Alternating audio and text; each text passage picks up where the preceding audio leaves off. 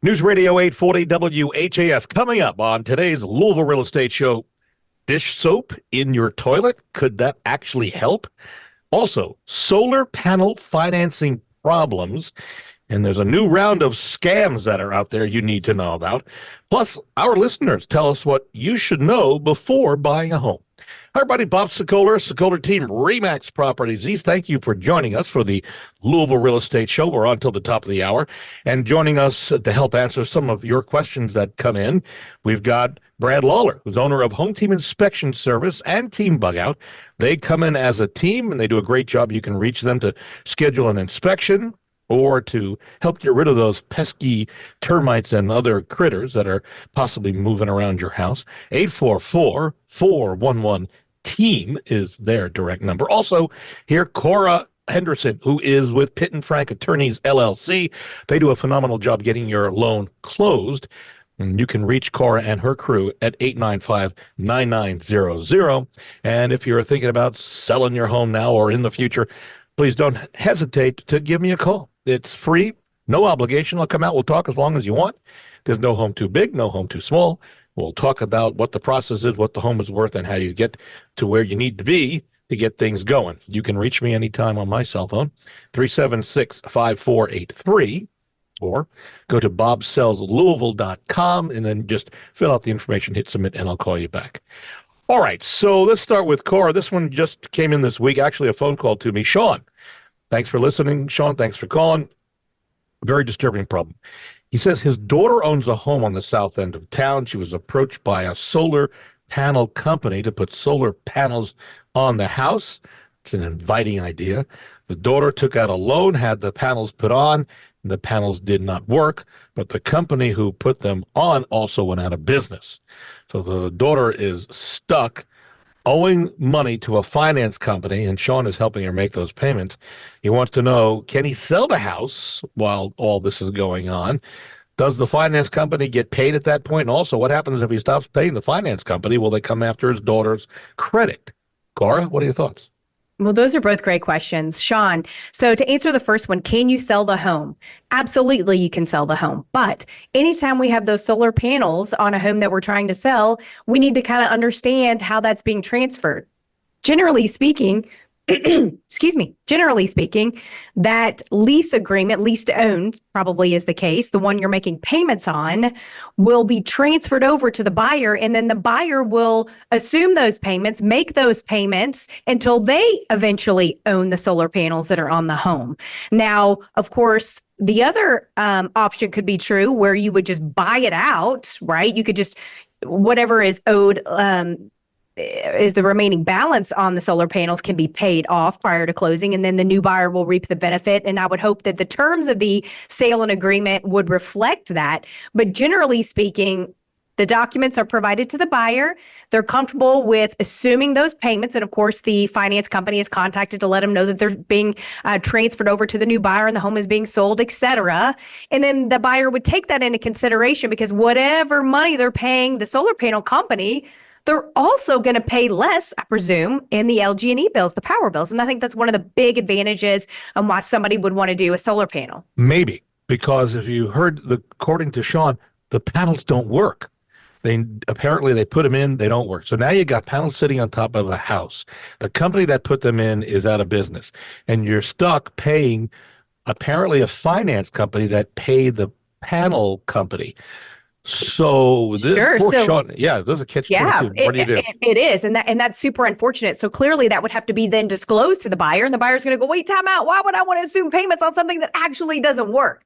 So that kind of leads us into the second question that Sean had is, what can I do from here? Do I really have to continue making payments on something that doesn't work? Mm-hmm. And so I think the short answer is we would need to do a review of the document that you signed, the contractual agreement that you signed, whether it be with that finance company and or the roofing company that went out of business, that has the terms in which you are going to be buying those solar panels and making those solar panels, because I would hope that there would be other terms into that agreement as to, the many workmanlike manner it should be in, and what happens if it's, what warranties may be available to you in the event they're not working properly, and how many years they would last, and so on and so forth. So a cursory review of that document should answer those questions. And if you stop making the payments and you have no contractual right to do so, then yes, that finance company, I promise you, will go after you in court. Mm-hmm. And, you may get a lien, a judgment lien, lawsuit, all the things that nobody wants to have to deal with. So I certainly would not encourage that, but rather having an attorney review that contractual agreement to see what your options are, to see if someone is in breach. But, just a lesson learned for all the listeners out there is who you work with really matters. And I think that solar panels are so cool and current and trendy right now. And there's probably some great savings there, but you just want to make sure that you're working with a reputable, qualified company that's providing that, and that you understand, like in Sean's case, hey, if these stop working a year in, 2 years in, what happens? What are our recourse? What are the repairs? What are the warranties? If your company's no longer in business, who do I talk to? And so asking those questions up front and choosing the right professionals to work with will hopefully not land you in that situation that Sean is in. Yeah, that's a really good point. And a shameless plug here, go for the reviews. Look up reviews. We made it easy for you for looking up reviews with our Sokoler team. Go to LouisvilleZillow.com or LouisvilleGoogle.com and take a look at our reviews. But really, that's a really important thing to look at the reviews. All right, a reminder, you can see a rebroadcast of this show, actually with video, by going to LouisvilleAnswers.com. That's a redirect to our YouTube channel, LouisvilleAnswers.com. Brad, over at Home Team Inspection Service, Samantha sent us this email, and I just found it fascinating. She says she read an article that says she should put dish detergent, the stuff that you wash dishes with in the sink, into her toilet. Apparently, the soap contains cleaning agents, the same ones that tackle food and grime on dishes, can also clean toilet bowls. And she's wondering, does anyone know if this is true? And on a separate note, I have a question, a follow-up on my own. But let's go with the dishwashing soap first. Thoughts about that? I don't know.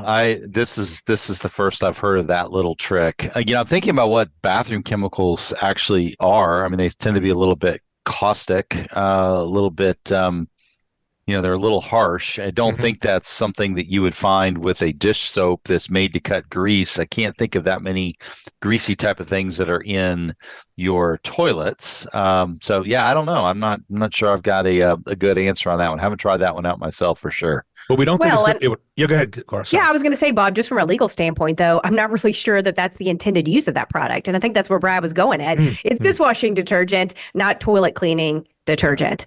Also, I can tell you for all the listeners, don't ever try to put dishwashing liquid in the dishwasher. Yeah. I learned my lesson with that. Bubbles galore. It makes for a great bubble bath on the kitchen floor.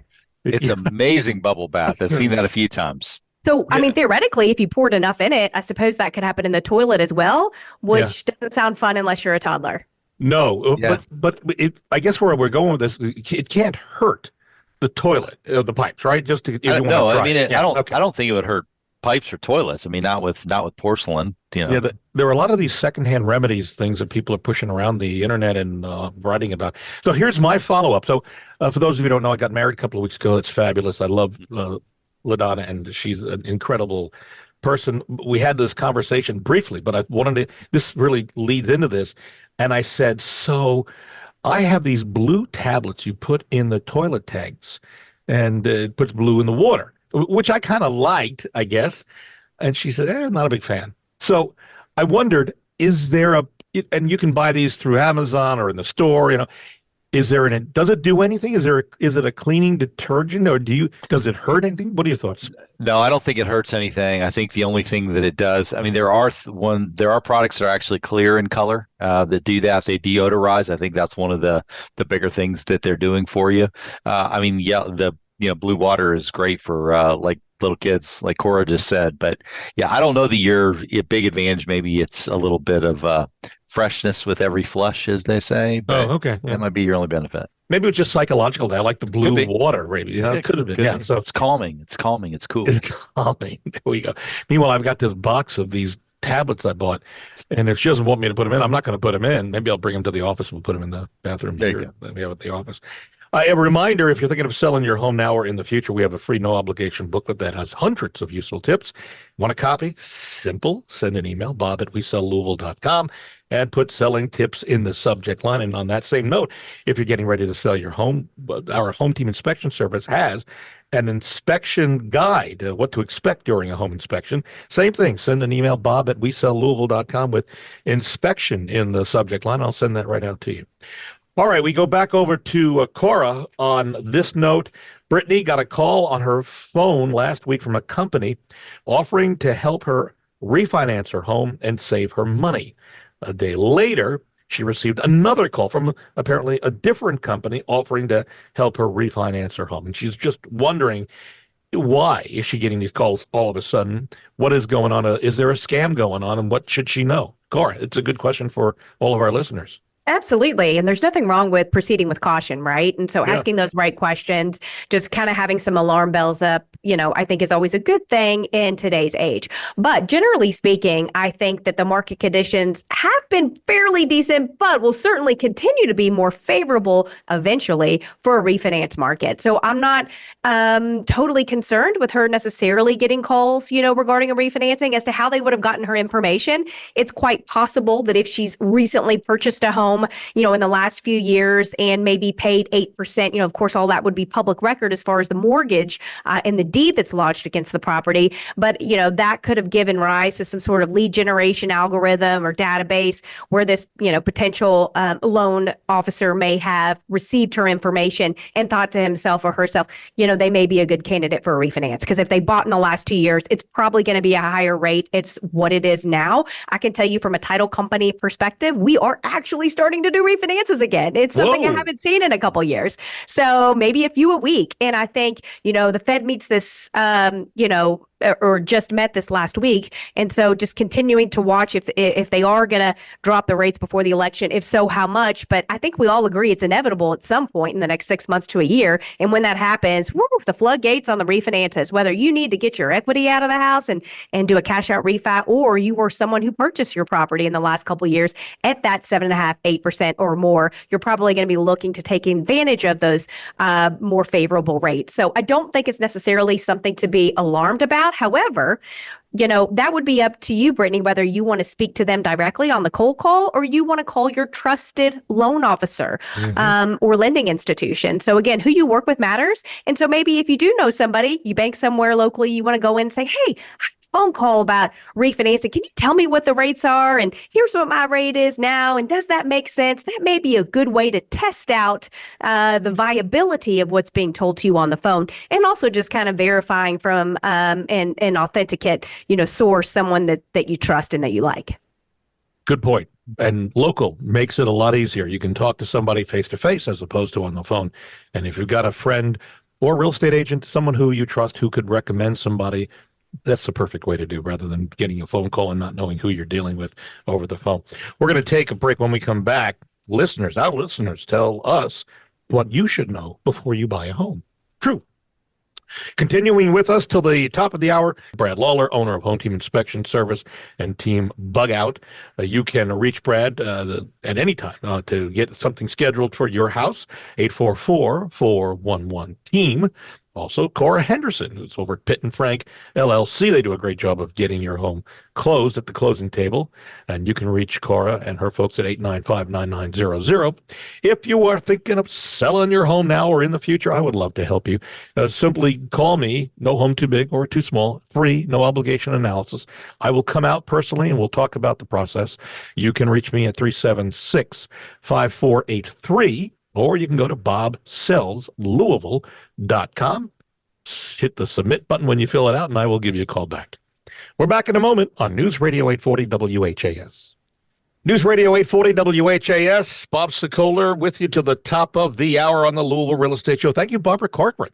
We appreciate friendship and just a lovely lady. You can see her on Shark Tank, both on Channel 11 and also reruns on CNBC. She knows her stuff, and we appreciate her endorsement of us.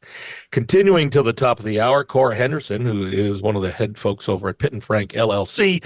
You can schedule your closing of your home or refinance, as Cora is pointing out, starting to happen again, at 895-9900. Also, Brad Lawler, owner of Home Team Inspection Service, is with us, and also Team Bug Out. You can reach Brad and his group at 844-411-TEAM. If you're thinking of selling your home now or in the future, I would love to help you. Give me a call. No home too big or too small, free, no obligation for me to come out. We'll talk. It's me. I'm the one who comes out, and we can review what the process is. You can reach me on my cell phone, 376-5483, or go to bobsellslouisville.com. A quick reminder, you can sign up for our free bi-monthly video updates. Go to www.wesellouisville.tv. All right, so our listeners have spoken. What should you know about before buying a home? So we polled our listeners, and this is some of the things they said. Look at the house multiple times the day, including weekends and at night and weekdays. Sit outside your car windows down for 10 or 15 minutes to make sure the neighborhood is as quiet as you expect. I also always add, talk to neighbors. If they're out, say, hey, I'm thinking of buying here. Anything I should know? Also, do not buy property near intersections because accelerating vehicles make a lot of noise. Closing costs can be a lot more than you expect, so find out from your loan officer what the exact dollar figures are. Never buy a house without a home inspection. I'm sure, Brad, you'll There you go. appreciate Love hearing that. that. Yeah, and there was a point when the market was really hot where that went by the wayside, but trust me, you want that home inspection, even if it's brand new construction, because you just don't know what needs to be done. If you put aside $500 to $2,000 for the little stuff you forget about, it's something you might want to think about when you move into a new home. You got a lot of little expenses that come up. Also, go look at the house during and after it rains to see if there are any draining issues.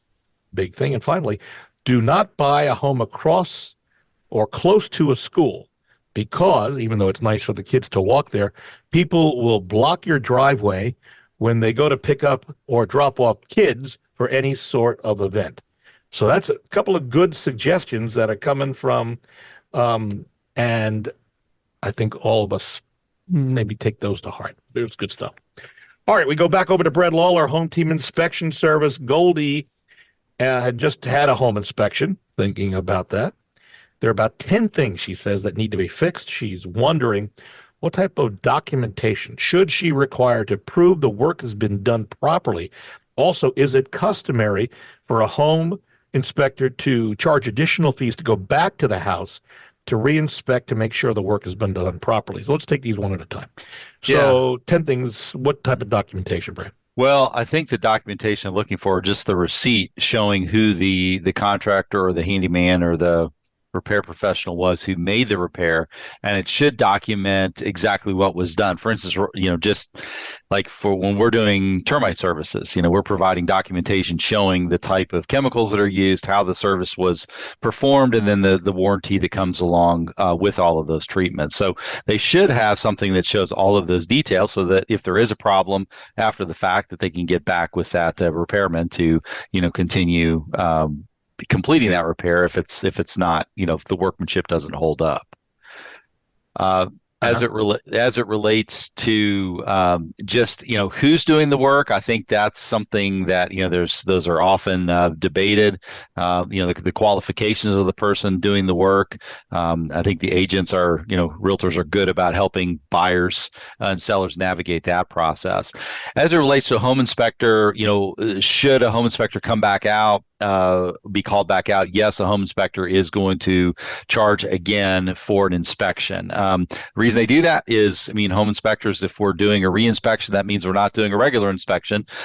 We do a lot of re-inspections. They're limited in scope. They're looking at specifically, list of items that the client wants us to look at, and depending on how much time that it takes, will depend on the price. Sometimes when we're doing a re-inspection, it's literally an entire inspection all over again because there are so many things repaired. Other times you're bouncing in, you're looking at 2-3 items, saying yes, everything's functioning the way that it should, and we're documenting, taking our photos, writing up the report, and getting it to the client, and in very short order. So all of those re-inspections are a little bit different, but yeah, you should expect to pay the home inspector to come back out and look at those repairs. Nothing unusual. Dollar-wise, does it vary from inspector to inspector? Yeah, It does. I would say you're probably going to be somewhere between $100 and $300, depending on the amount of time the inspector has to take on site to do the review of those repairs, and what type of documentation is required. Because sometimes the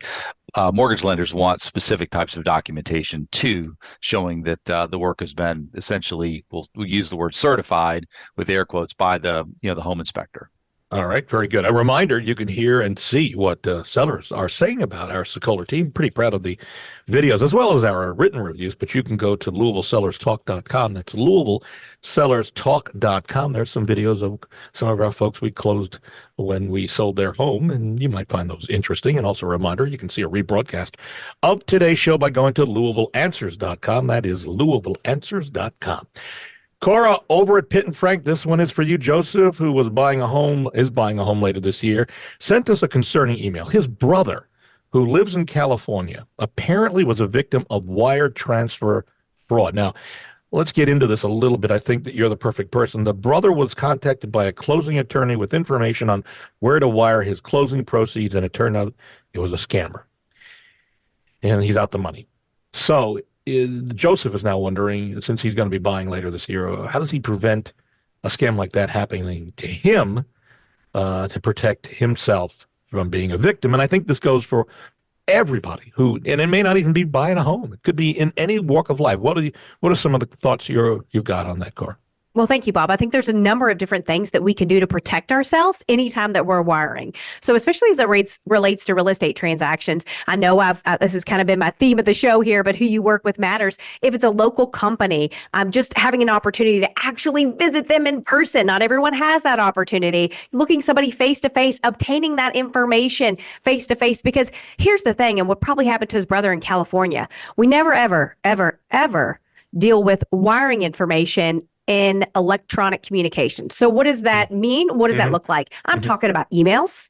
I'm talking about text messages and, certainly links, anything like that. And so in order to transfer those wiring instructions, if somebody has to handle them electronically, we use our secure portal to do that. We only discuss that using our secure portal. So you want to make sure that you're receiving those in some sort of secure and or, encrypted fashion so that you can count on or at least reduce the potential that communication has been compromised and or hacked.